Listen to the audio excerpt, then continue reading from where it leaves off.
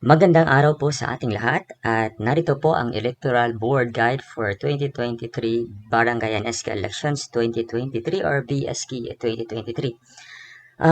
Ang topic po natin is itong appreciation of ballots. Okay?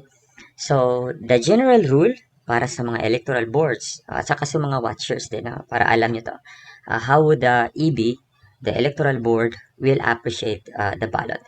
So, the general rule is in the appreciation of ballots, every ballot shall be presumed valid unless there is clear and good reason to justify its rejection. So, meaning to say, lahat ng mga balota na nasa ballot box ay presumed na valid. Lahat yan ay valid unless there is a clear and a good reason. Bakit i-reject yung isang balota na nasa ballot box?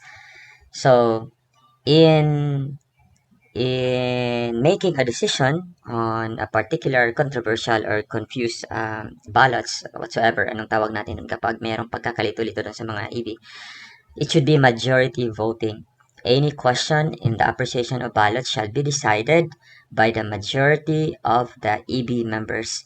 So, mean to say, in the appreciation of ballots, kapag merong question doon, it should be decided by the majority. So, mean to say, meron tayong chairman, pool clerk, at saka yung third member. Sila yung tatlo ang mag-decide on the particular question. And the voting should be majority. Majority wins. Okay? Or kapag silang tatlo, pareho sila ng decision, then that would be good. Unanimous decision. And we have to remember, walang watcher, candidate, or any other person shall be inside the polling place shall be allowed to participate in the appreciation of ballots, except that any watcher may file a protest which shall be recorded in the minutes. So, during the decision sa appreciation of ballots, wala pong watcher, candidate, or any other person na pwedeng mag-participate doon sa decision. Okay? It should only be the chairman, the pool clerk, then the third person. Of course, kapag merong hindi na sang-ayunan ang isang watcher ng kandidato doon, pwede siya mag-file ng protest and it will be recorded doon sa minutes by the pool clerk. So, narito po ating mga rules natin na dapat nating tandaan. Okay? At saka meron po tayong mga example, mas malinaw po ito. So, the rule, letter A. When only the first name or surname of a candidate is written, the vote for such candidate is valid if there is no other candidate with the same first name or surname for the same office. So, kapag ang nasulat lang is pangalan or ang nasulat lang is apelyido ng kandidato, ang botong yon is counted and it's valid. Kung walang ibang kandidato na pareho silang apelyido o pareho ng pangalan. So, halimbawa dito, candidates for Barangay Captain, Jan de la Rama, Mary Claire Santos, Peter Parquero, Eleanor Moreno. So, ang nasulat lang doon sa balota is only Santos. And we have Mary Claire Santos dito sa kandidato. So, the vote counted for Mary Claire Santos. Then, the validity of the ballot is valid. Okay? So, halimbawa din, our second example is, ang nakasulat lang sa balota is only John. Okay? Tapos, meron naman tayong John dito. So, the vote is counted for John de la Rama. Then, the ballot is valid. So, that's very easy to remember. Kasi kapag pangalan lang o apelyido ng kandidato na wala naman siyang kapareho in that particular position, then it's counted for that particular candidate. Okay? Letter B. Ito. Where only the first name of a candidate is written in the ballot, which when read is a sound similar to the surname of another candidate, the vote shall be counted in favor of the candidate with such surname. So, kapag daw yung first name, yung pangalan ng kandidato na nakasulat sa ballot, kung babasahin natin, sounds similar also to the apelyido of another candidate, then the vote shall be shall be in favor, no, counted to the candidate na merong apelyido. Okay, so the primacy of surname ito. Another case, the second sentence, if there are two or more candidates with the same full name, first name, or surname, and one of them is incumbent, and on the ballot is written only the full name, first name, or either surname, the vote shall be counted in favor of the incumbent. So, this is the primacy of the incumbent. Kapag pareho sila ng apelyido or pareho sila ng pangalan, tapos ang nakasulat lang doon is pangalan or nakasulat lang doon is apelyido, so it will be given to the incumbent. So, halimbawa dito, meron tayo ditong candidates for barangay captain. We have Maurino Intal, a new candidate. Mary Claire Santos, a new candidate also. Peter Parquero, new candidate. Eleanor Moreno, new candidate. Francis Santos, incumbent. So, halimbawa, kapag ang nakasulat sa balota is Moreno, you look at the spelling, hindi sila pareho. At saka, pero sounds like the candidate number 4 na may apelyedong Moreno. So, the vote is counted for Eleanor Moreno kasi kahit na wrong spelling, it's still correct dito. So, validity of the ballot, it's valid. Okay? So, for our example number 2, ang nakasulat lang doon sa balota is only Santos. Saka meron din tayong Santos dito na new candidate, si Mary Claire, at saka si Francis na Santos. So, kapag ang nakasulat lang is Santos, ang boto is ibigay natin kay Francis Santos kasi siya yung incumbent. At saka yung balota is valid. Okay? So, the primacy of surname and the primacy of the incumbent. So, ganon ang mangyayari. Okay? Sounds like Moreno, then Santos. Dalawa silang Santos, pero it must be given to the incumbent. Then, letter C. In case the candidate is a woman who uses her maiden or married surname, or both, and there is another candidate with the same surname, a ballot bearing only such surname shall be counted in favor of the candidate who is an incumbent. Okay? So, halimbawa daw kapag yung kandidato na babae, gumagamit siya ng kanyang maiden or married surname or both, and there is another candidate with the same surname, so ang ballot lang na bearing such surname lang ang pipiliin natin. Halimbawa, candidates for barangay captain dito. We have Mary Claire de la Cruz Santos. Okay, so kasi nung dalaga pa si Mary Claire de la Cruz yung ano niya, at saka new candidate siya. Tapos merong isa din na kandidato na si Juan de la Cruz, and Juan de la Cruz is incumbent. So, ang nakasulat sa baluta is de la Cruz. So, ang boto will be given to Juan de la Cruz kasi incumbent siya. Okay, at saka the primacy of incumbent. Then, the baluta is valid.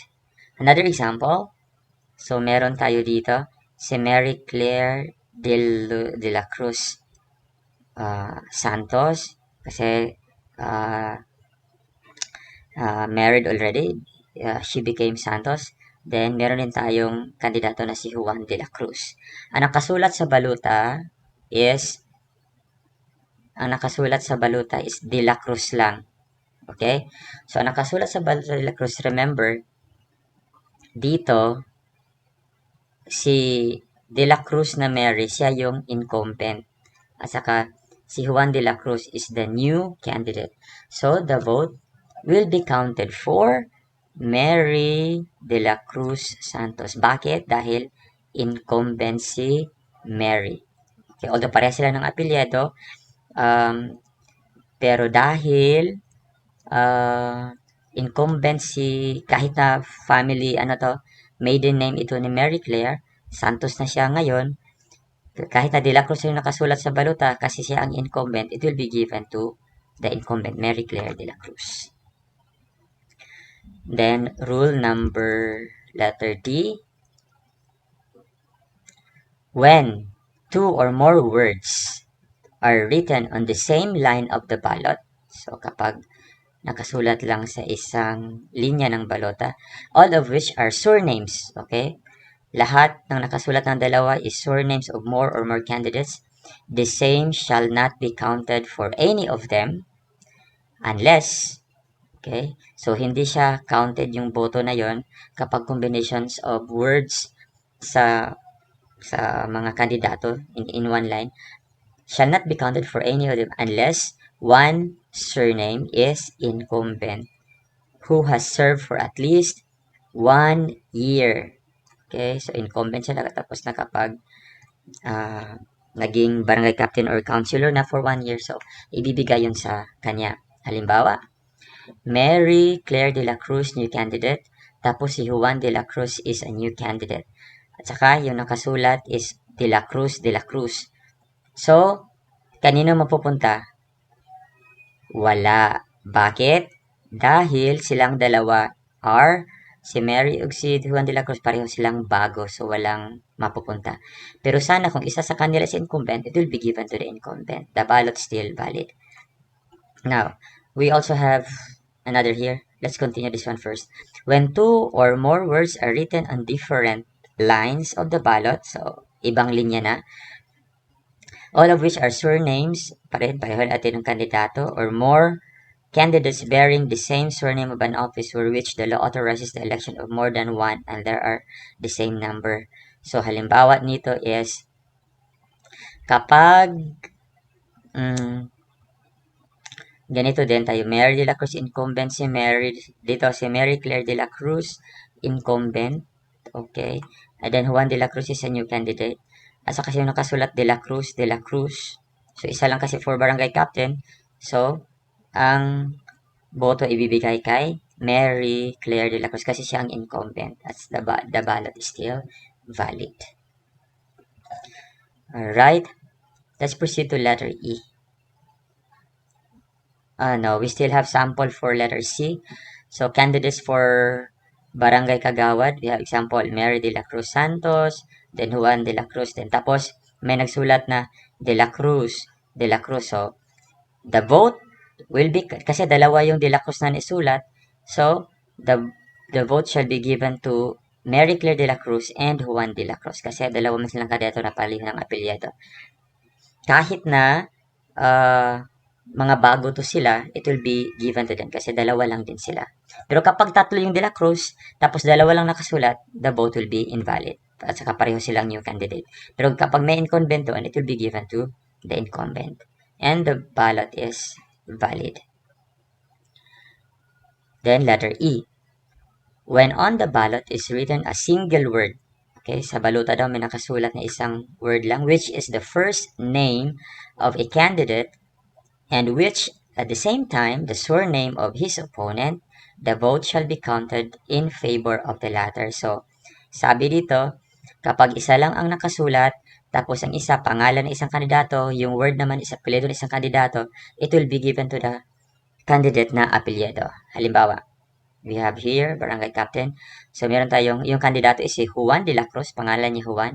At saka meron din isang kandidato number 2, si Daniel Juan. Yung Juan dito is apelyido niya. Dito naman, for number 1, pangalan. The number 2, ang Juan is apelyido. Ang nakasulat sa balota is Juan. Now, in this case, the vote shall be given to Daniel Juan. Kasi, it will be given to the surname. So, the ballot is still valid and it will be given to the candidate with surname, the primacy of surname. Okay, nakuha ang letter E. Let's proceed to letter F. When two or more words are written on the ballot, one of which is the first name of the candidate and the other is the surname of his opponent, the vote shall not be counted for either one. So kapag dalawa in one line,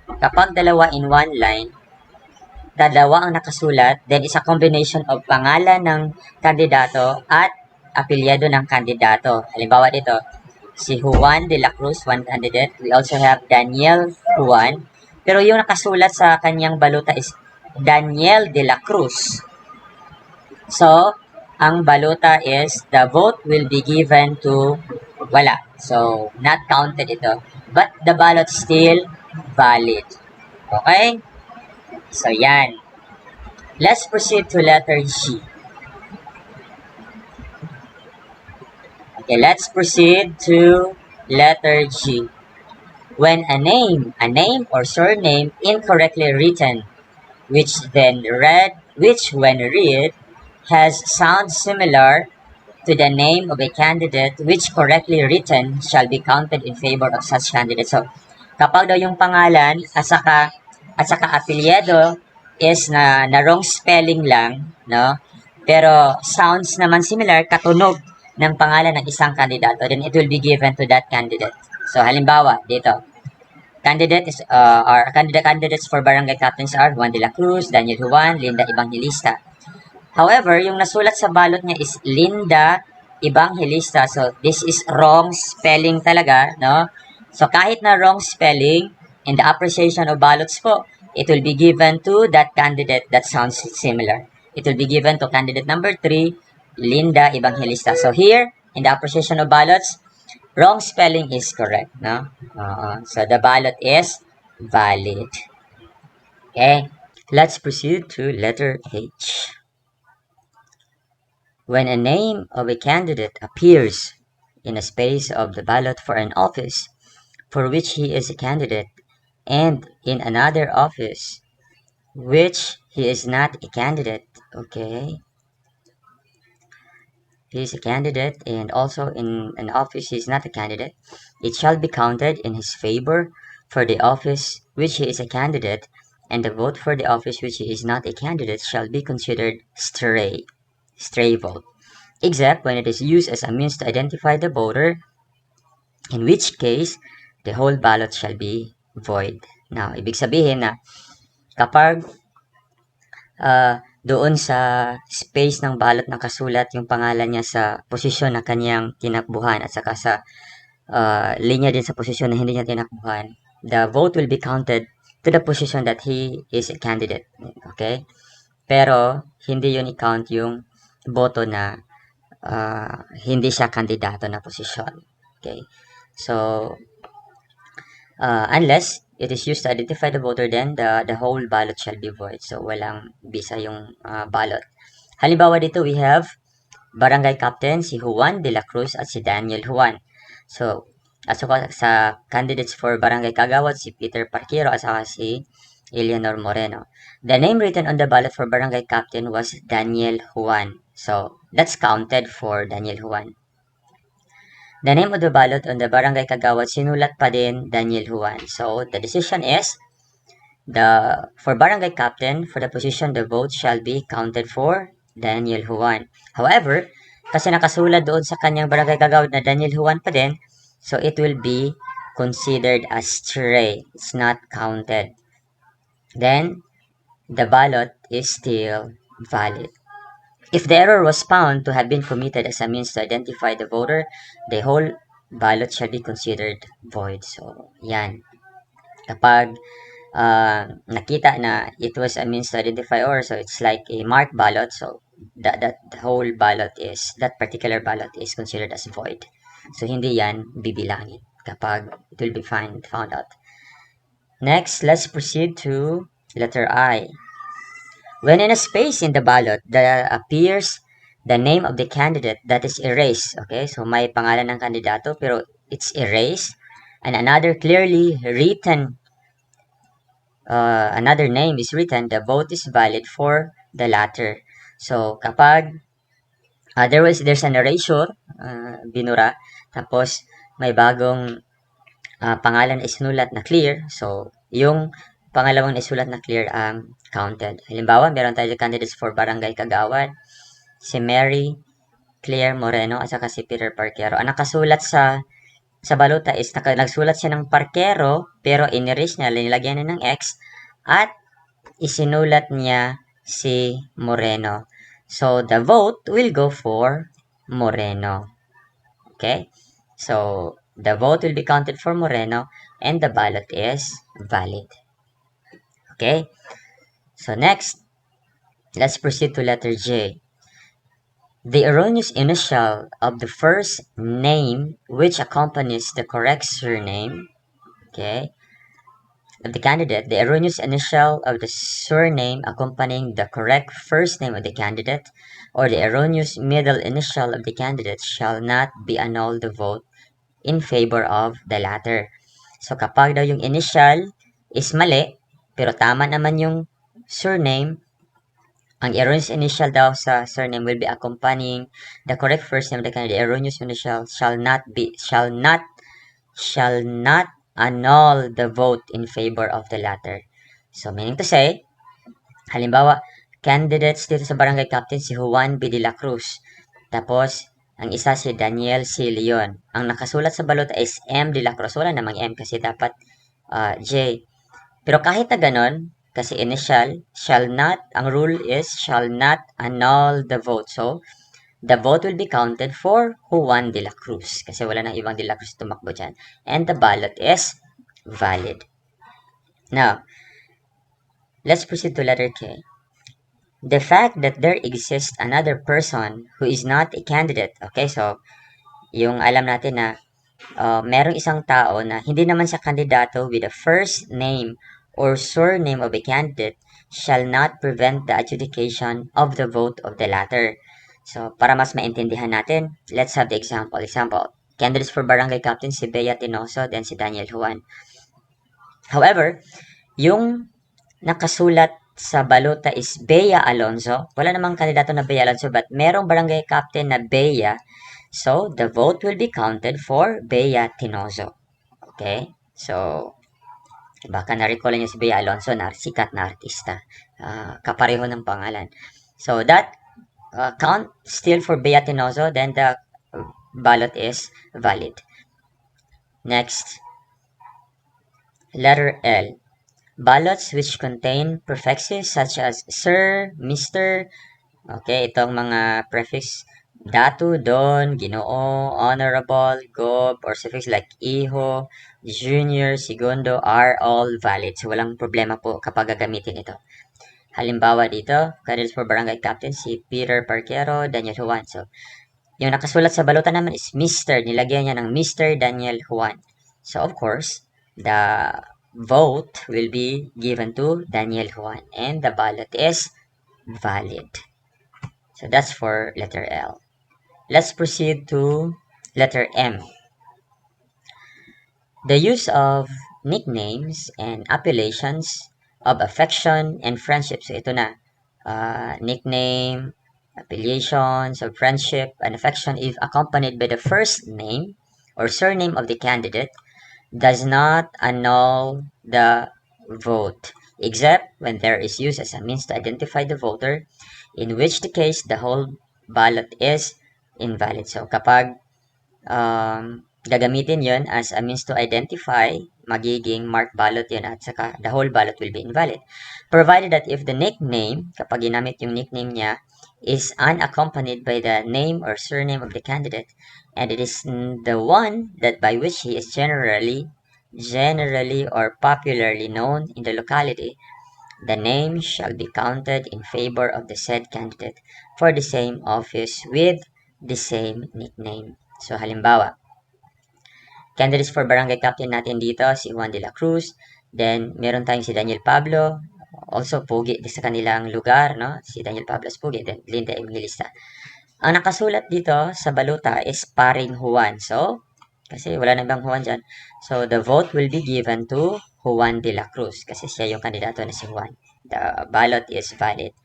Halimbawa naman, kapag ang nakasulat sa baluta is pogi lang, tapos alam naman ng lahat na si Daniel Pablo ang kanyang nickname is Pogi. So, the vote will be given to Daniel Pablo. And the ballot is valid. Okay? So, that's for letter M. Let's proceed to letter N.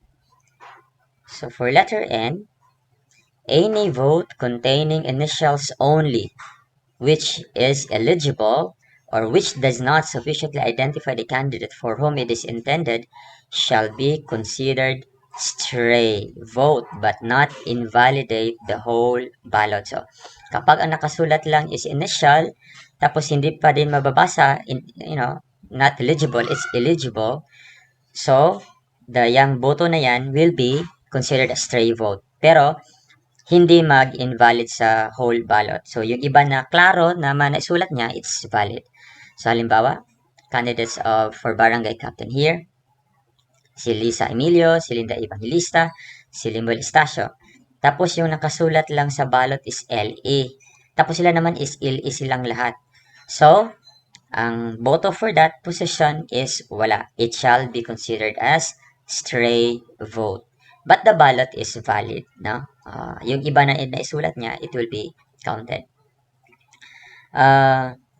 That's for letter N, initials na mga hindi klaro. Next, for letter O, if on the ballot is correctly written the first name of the candidate, but with the correctly written first name of a candidate but with a different surname. Iba ang first name, then iba din yung surname, or yung apelyido ng kandidato is correctly written but with different first name. The vote shall not be counted in favor of any candidate having such first name or surname, but the ballot shall be considered valid for other candidates. So halimbawa dito, candidates for barangay captain, si Lisa Emilio at saka si Linda Evangelista. Ang nakasulat is Lisa Evangelista. So, ang vote counted for wala. No? Pero kapag may incumbent dito, I guess it will be given to the incumbent. But the ballot is still valid for other candidates. Then, let's proceed to letter P. Any ballot written with crayon, lead pencil, or ink wholly in part shall be valid. Okay? So, para mas maintindihan natin, let's proceed to the example. So, halimbawa dito, yung candidates natin for barangay captain is sina Juan de la Cruz, Daniel Pablo, Linda Evangelista. Tapos yung nakasulat sa balota is Linda Evangelista. Pero yung gamit niya is, ito parang, ink lang na red ito. Okay? Still, the vote will be counted for Linda Evangelista and the ballot is valid. So, kahit ano pa yung pwedeng gamitin dyan, as long as nasulat, tama ang pagkasulat, klaro, so, it shall be valid. Okay? Pero, in a way, I guess the Commissions on Elections or the comelec is providing naman sila sa mga ballpens, no? May mga ballpens naman na supply para gamitin ng mga voters. So, wala tayong problema dito. Next, for letter Q, where there are two or more candidates voted for in office, so kapag dalawa or more candidates voted for in an office for which the law authorizes the election of only one, so kapag dalawa yung inilagay doon, the vote shall not be counted in favor of any of them, but this shall not affect the validity of other votes therein. So, kapag dalawa yung isinulat in one space lang, so, hindi yun, walang visa yun. It will be considered as stray. So, halimbawa, sa candidates for barangay captain, we have Juan de la Cruz, Daniel Pablo, Linda Evangelista. Yung nakasulat sa balota is Juan de la Cruz and Daniel Pablo. So, siguro lahat sila, mga bago ito lahat. So, the vote will be counted for wala. But the votes of other candidates or other votes niya is still be counted. So, that's for letter Q. For letter R, if the candidates voted for exceed number of those elected, so kapag yung isinulat ng voter is sumobra sa number na dapat lang niyang botohan, no? The ballot is valid, but the vote shall be counted only in favor of the candidates whose name firstly written by a voter within the space provided for the said office. So, kapag sobra, so hanggang doon lang yung i-count. Halimbawa dito for Barangay Kagawad, 7 seats lang. So, siya, nagsumulat pa siya kay Pablo Alba pang 8.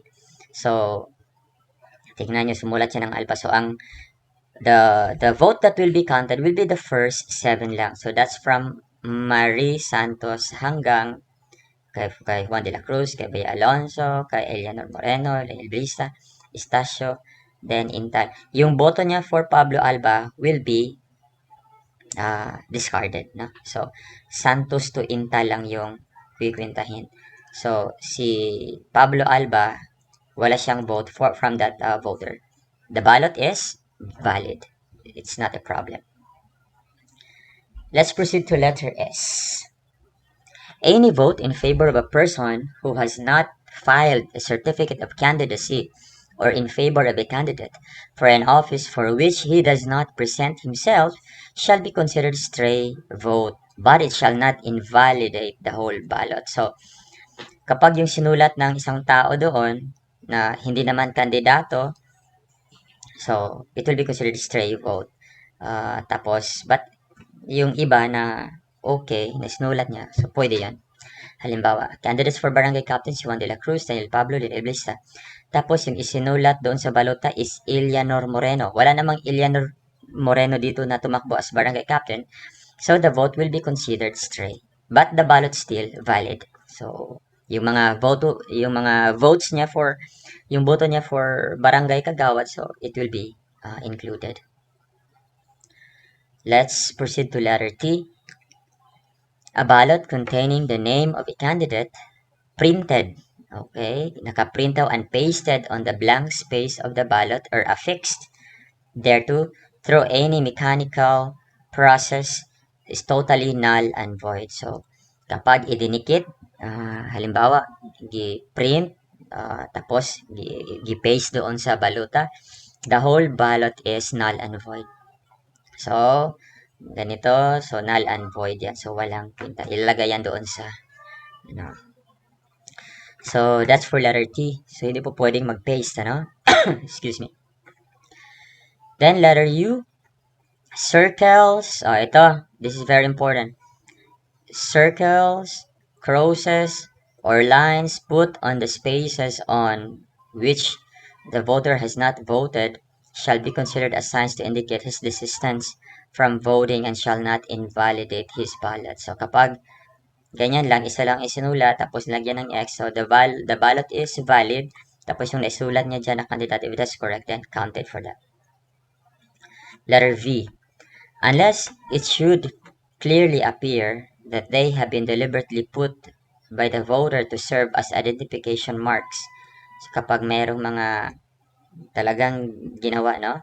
Mayroong ginawang mga marks, comma, dots, lines, or hyphens between the first and the surname of a candidate or any parts of the ballot, traces of the letter I, halimbawa, T, J, and other similar ones, the first letters or syllables of names which the voter does not continue, the use of two or more kinds of writing, and intentional accidental flourishes of the strokes shall not invalidate the ballot. Okay, so halimbawa, candidates for barangay captain, si Juan de la Cruz, Daniel Pablo, Eleanor Moreno. Pero yung isulat doon is Eleanor Moreno, tapos may dot. So, the vote will be counted to Eleanor Moreno and the ballot is valid. W. Any ballot which clearly appears to have been filled by two distinct persons before and it was deposited, okay, so ito, importante ito. Kapag yung balota is clearly appears to have been filled by two distinct persons bago it was deposited in the box during the voting is totally null and void. So kapag ganon, dalawa ang sumusulat, so the ballot will be null and void. So hindi yun babasahin. Then letter X, any vote cases in favor of a candidate who has been disqualified by final judgment. So kapag yung isa is disqualified na, shall be considered stray and shall not be counted, but it shall not invalidate the ballot. So kapag disqualified yung kandidato, tapos may bumoto pa rin sa kanya, so it will be considered stray vote, but the other votes na kanyang ginawa is valid. Halimbawa dito, candidates for Barangay Captain si Juan de la Cruz, Daniel Pablo, Linda Evangelista. So, halimbawa lang kapag na-disqualify si Linda Evangelista before the elections. Tapos, nagsulat pa din yung voter na Linda Evangelista. So, kapag ganon, so this will be considered stray vote. So, walang kwenta yan. But, other na naisulat, na example sa kanyang kagawad, so it will be valid. Okay?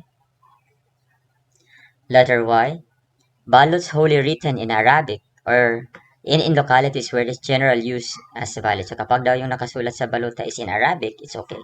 To read them, the Board of Elections tellers, what are they going to do? To read them, the Board of Election tellers may employ interpreter, o kung ka ng interpreter kapag hindi kayo marunong, who shall take an oath that he shall read the votes correctly. So, halimbawa, candidate sa barangay captain ito, tapos si Haji Bara, then si Nurala Kiamba. Tapos yung nakasulat is ganito, Arabic, no? So, translated as Haji Bara. So, dapat kukuha sila ng interpreter to read it. Pag marunong naman yung mga electoral boards, then they can do that. Okay, so it will be counted still even though not like that. It's in Arabic. Then, it's the ballot is valid. Now, next, letter Z. The accidental tearing or perforation of ballot does not annul it. So, kapag accidentally na it's teared or perforated, it does not annul the ballot. So, ano pa rin yan? It will be counted. Okay? Next, letter AA.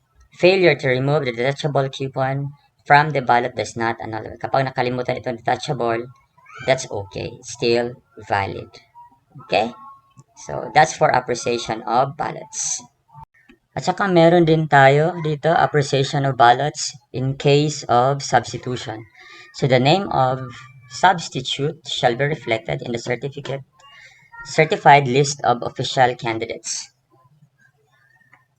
If the death, example, should occur between the day before the election day and the midday of election day, the substitute may file the COC with any of the electoral boards in the political subdivision where the deceased candidate sought to be voted for. In case the name of the substitute not reflected in the certified list of candidates, the EO, the election officer concerned, shall manually strike out the name or the list of the deceased candidate and shall write the name of the substitute in the space beside the struck out name of the deceased candidates. The election officer shall inform the electoral boards concerned of the fact of the substitution and shall also cause the widest dissemination thereof. So, kapag merong substitution, yung substitute dapat mag-file siya ng COC, you know. Tapos yung EO, yung tao na hahalili doon yung substitute, isulat doon sa manually, doon sa certified list of candidates. Halimbawa, narito yung rule at saka our example.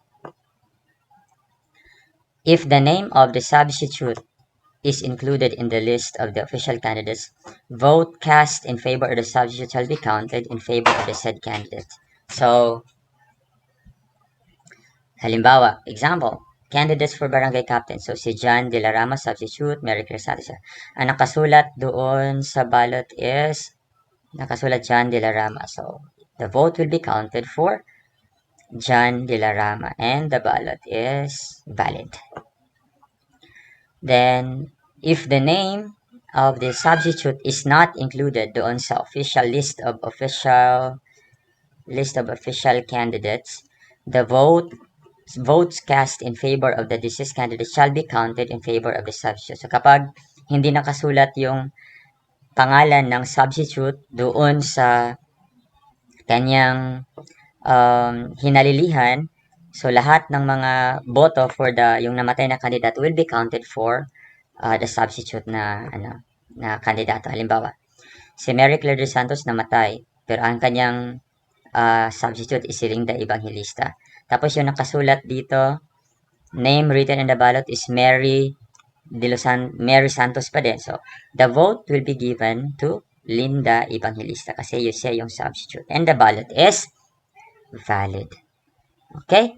So, I guess that's all for the appreciation of ballots for this coming BSKE 2023 elections. Alright, so have a nice day, mga teachers na magsiserve ngayong election para hindi po tayo magkamali at saka walang gulo doon sa presinto natin. Good luck sa lahat.